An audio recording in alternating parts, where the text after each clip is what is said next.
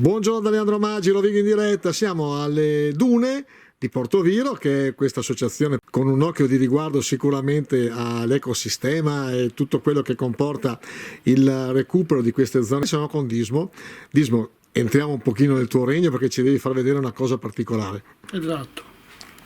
Ecco, qua siamo all'interno delle dune. Dismo ci spiega cosa sono tutte queste cose che sono catalogate. Ricordiamo che qua ci vengono scolaresche per studiare un pochino, ripeto, l'ecosistema. Cosa sono queste, Dismo? Ecco, queste sono bacche, praticamente il frutto raccolto dalle piante delle dune, praticamente la biodiversità rappresentata in questo luogo, per cui possiamo osservare le diverse specie di appartenenza e i loro frutti.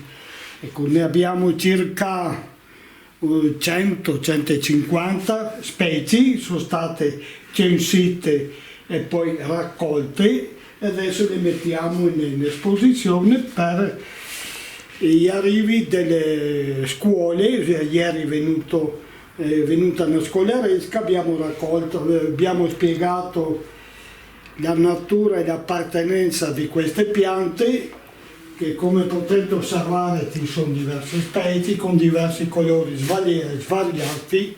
Ma sono tutte piante autoctone e che si trovano nel tuo parco? Piante autoctone e anche alloctone, praticamente sono state trasportate dagli uccelli. Mediante i loro viaggi di emigrazione eccetera hanno lasciato cadere il seme mangiato qualche giorno prima e si sono sviluppate qui dentro. Ecco, chi vuole venire qua, che orari avete? Noi abbiamo dalle 9 un continuato fino alle 19. Tutti i giorni? Tutti i giorni. Poi abbiamo visite guidate su richiesta.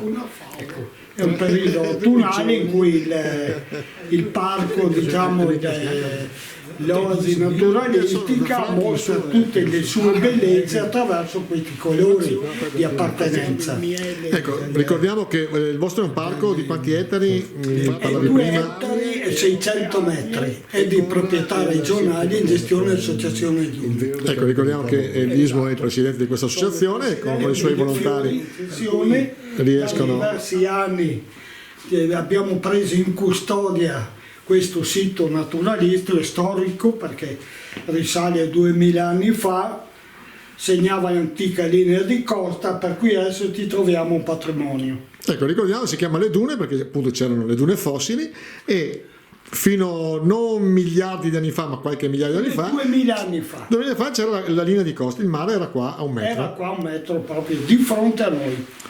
Dismo, come sempre è un piacere venire qua da te perché tu sei un appassionato e poi ci stai curando questo centro come si deve, bravo.